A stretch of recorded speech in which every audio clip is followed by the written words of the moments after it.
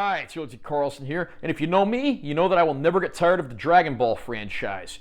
The latest film in the franchise came out in theaters last year. It got a Blu-ray release, and now, a few months later, it's actually getting a 4K release. So, of course, being the diehard Dragon Ball fan I had to pick that up. This is Dragon Ball Superhero in 4K. I have the Amazon exclusive Steelbook, which features Orange Piccolo as the dominant character on here. I'm going to unbox this release, and I will share my opinions.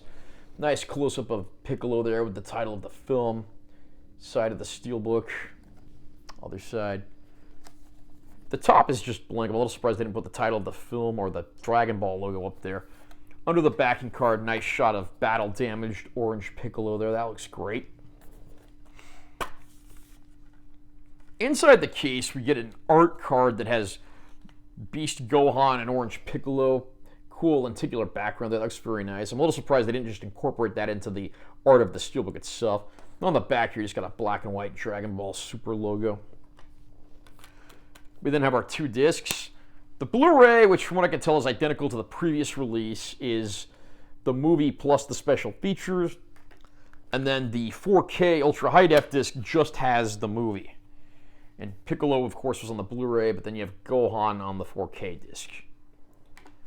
And then underneath here, there's not really any art. I'm surprised they didn't just print that lenticular art card art under there. I think that would have been better than just sort of wasting the space. But overall, it is a nice looking Steelbook. I do like the shot of the cast of the film right there. And I will read the description of the film as follows from the package. Witness the movie's full potential in mind-blowing 4K. Bigger, mightier, super. Descendants of the Red Ribbon Army's sinister leaders have renewed their quest for world domination. As their two ultra-powered androids seek their own brand of justice against Earth's heroes, Piccolo and Gohan must push their powers to new limits. By my count, this is the 21st Dragon Ball movie, and that's not even including TV specials and OVAs. And then, of course, you have well over 600 episodes of all the TV series.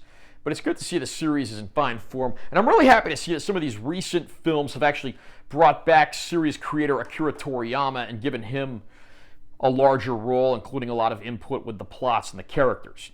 Superhero takes place some amount of time after the Broly movie, which was the most recent one. By this point in time, Gohan has become a scholar, and he's been neglecting his training, much to the chagrin of Piccolo, the man who trained him when he was younger. He's married to Videl, and they have a young daughter, Pan. Pan's only 3 years old, and she can't quite fly yet, but she's already a powerhouse.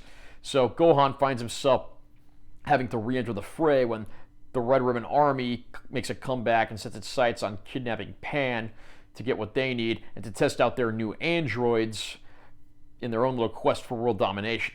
The villains, of course, are Magenta, who's the child of Commander Red from the Red Ribbon Army back in the day, and then he recruits Dr. Hedo, who was the grandchild of Dr. Gero or Gero, however you want to pronounce that name, the guy who was the android designer for the Red Ribbon Army, and of course later became an android himself.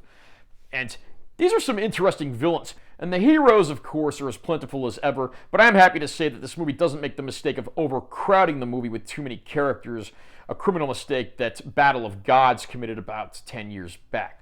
The new androids are certainly interesting characters, very powerful, and they certainly look like twins, but have very contrasted personalities. I mean, Gamma 1 is the more serious, cool, and collected one of the bunch, whereas Gamma 2 is a little more of a maniac and a showboat and would have been right at home on the Ginyu Force. Our heroes find themselves, of course, facing off against these villains because Dr. Hedo has been tricked into thinking that the Capsule Corporation and the Saiyan characters and their friends are actually aliens and villains set on world domination. Well, in some cases, the alien part isn't necessarily a lie. And of course, the bad guys even have a super weapon planned, Cell Max, which is a stronger version of the character of Cell that the heroes once fought against. Overall, this is a very well done film. It's a little more CGI heavy than some of the previous ones, but I like the animation style overall. There's a lot of opportunities for action, but there's also plenty of opportunities for the humor to shine as well. Probably the only real weakness is I do think the third act drags on a little longer than it needs to, and Cell Max is kind of a disappointing villain that never really gets to live up to its potential. But there are some great battle scenes, and pretty much everything you've come to love about the Dragon Ball franchise you will find here. There's some of the most epic battles you've seen in this franchise in years, but at the same time, you'll be laughing plenty too. I also give this movie tremendous credit for shafting Goku and Vegeta their way training with Beerus and Whis on a different world, which means everyone else has to take matters into their own hands to save the world. Seems like every movie just has Goku as sort of its messiah figure who always shows up and saves the day. But here, we don't get that luxury, and it makes the movie a lot more interesting. Prior to this, BoJack Unbound was really the only movie that made Gohan its central hero, so I'm glad to see our half-Saiyan hero get to shine again, even after neglecting his training.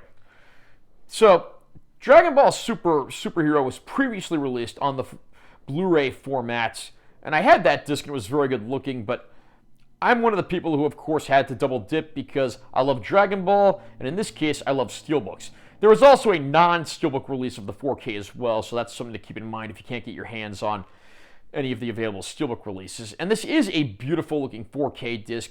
You get those nice steps upward due to the HDR, deeper, darker black levels, brighter, more vibrant colors.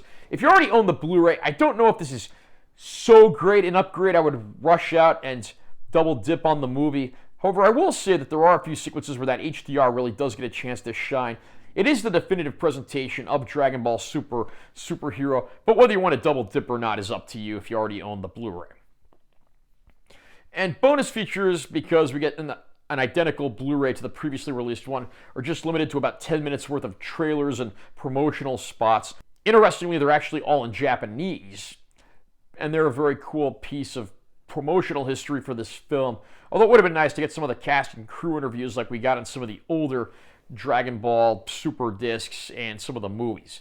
That said, though, this is a nice package, and I do think fans of the movie will be pleased with how it's presented here. How did you like Dragon Ball Superhero? Where would you rank this one in the canon of Dragon Ball movies, specials, OVAs, and so forth? Comment down below and let me know what you think. Also, remember to subscribe to this channel for more content because I'm always posting new videos, and make sure you give this one a like if you found it helpful. I'm Taylor T. Carlson. I'll see you next time.